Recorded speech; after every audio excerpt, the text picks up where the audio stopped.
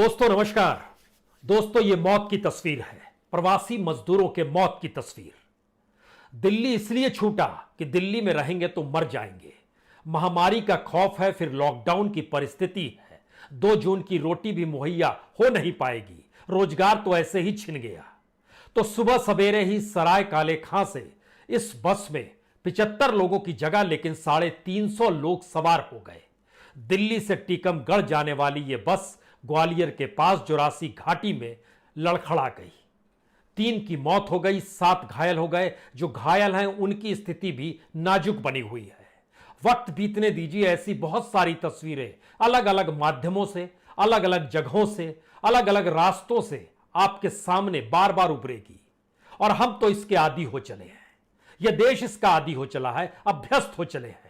क्योंकि याद कीजिए, पिछले बरस भी 900 लोगों की मौत कहीं सड़क पर हो गई, कहीं रेल की पटरियों में हो गई, कहीं बस में हो गई, कहीं टैंकर में हो गई, कहीं सड़क पर दुर्घटनाग्रस्त हो गए, कहीं साइकिल के नीचे समा गए, साइकिल के ऊपर से बस गुजर गई, और कहीं पर रेलगाड़ी में सफर करते करते भी इस देश के 196 मौतें हुई। लेकिन आह तक इस देश के भीतर में नहीं निकली। पार्लियामेंट के भीतर शोर हुआ तो कहा गया हमारे पास आंकड़े नहीं है। सब कुछ वही है, सिर्फ तारीख बदलती जा रही है।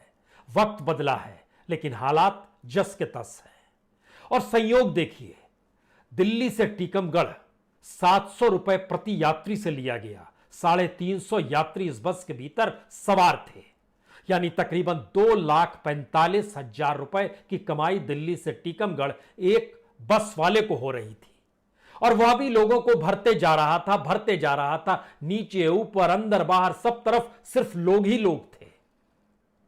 किसे पता था कि यह मौत की सवारी है, और किसकी जिम्मेदारी है कि अगर यह मौत की सवारी थी तो उसे रोका जाए? कोई जिम्मेदारी लेने को तैयार नहीं। 700 रुपए एक यात्री से लिए गए। और पता नहीं क्यों 700 रुपए का जिक्र हुआ तो हमारे जहन में एक सवाल यह भी आया। फाइनेंस मिनिस्ट्री के एक्सपेंडिचर सेक्रेटरी हैं, उनका नाम है सोमानाथम।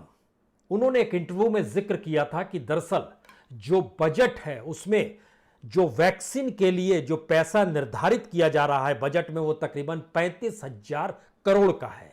इससे देश के 50 करोड़ लोगों को वैक्सीन लग जाएगी, जो कोविड से लोगों को तैयार करेगी, उससे लड़ने की क्षमता उनके भीतर लेकर आएगी।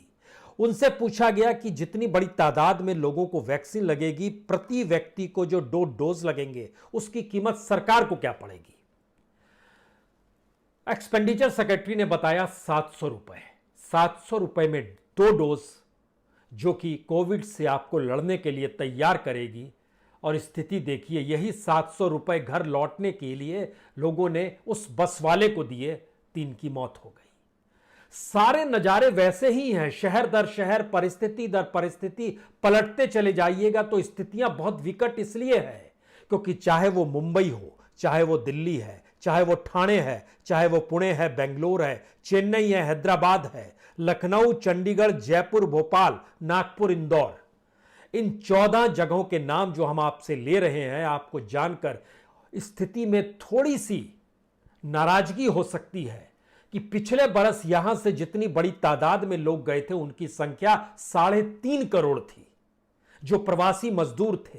इस बार इन जगहों से प्रवासी मजदूरों की तादाद तकरीबन 1.25 करोड़ है। तो लोग तो कम हो ही गए हैं। इस पर इस देश की सत्ता ताली बजा सकती है, खुश हो सकती है कि इस बार बहुत मौतें नहीं होंगी, क्योंकि प्रवासी मजदूर जो पिछली बार अलग अलग महानगरों में से छोड़कर घर की दिशा में निकले थे, उसके बाद उतनी बड़ी तादाद में लौट नहीं पाए। 9 से 11 करोड़ के बीच में प्रवासी मजदूर पिछले साल जब कोविड बीमारी आई थी उसके बाद घरों को लौटे थे, जिंदगी बचाने के लिए लौटे थे। लेकिन जब वो इस दौर में कुछ स्थिति सुधरी थी सितंबर अक्टूबर के महीने में, तो फिर सब वापस आना शुरू हो गए और लगभग 6 करोड़ लोग फिर से वापस आ गए और फिर से उनकी रवानगी फिर गांव की तरफ, उसी गांव में जहां पर काम नहीं, रोजगार नहीं, कुछ भी नहीं है। और यह पूरी सरकार सिर्फ मनरेगा के भरोसे है। अब आपको जानकर यह भी हैरत होगी कि जिस मनरेगा के लिए बजट निर्धारित किया गया, इस बजट में 2021-22 के बजट में अभी तक 0 पैसा बजट में रिलीज किया गया है मनरेगा के लिए। 31 मार्च को पुराना फाइनेंशियल ईयर खत्म हो गया।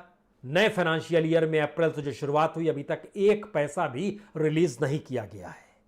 जो तादाद गांव में लौट रहे थे, जितनी बड़ी तादाद में मनरेगा में लोग लौट रहे थे, उनको कितनी बड़ी संख्या में रोजगार मिल गया। सरकार के आंकड़े बतलाते हैं कि सरकार ने 1,12,537 करोड़ रुपए पिछले साल मनरेगा के तहत वर्कर्स को दिए हैं। यानी मनरेगा का बजट जो था 1,12,000 करोड़ का था, खर्च उसमें से हुआ 1,11,133 करोड़ रुपए, और जिनको काम मिला उनकी संख्या है 11,19,00,000।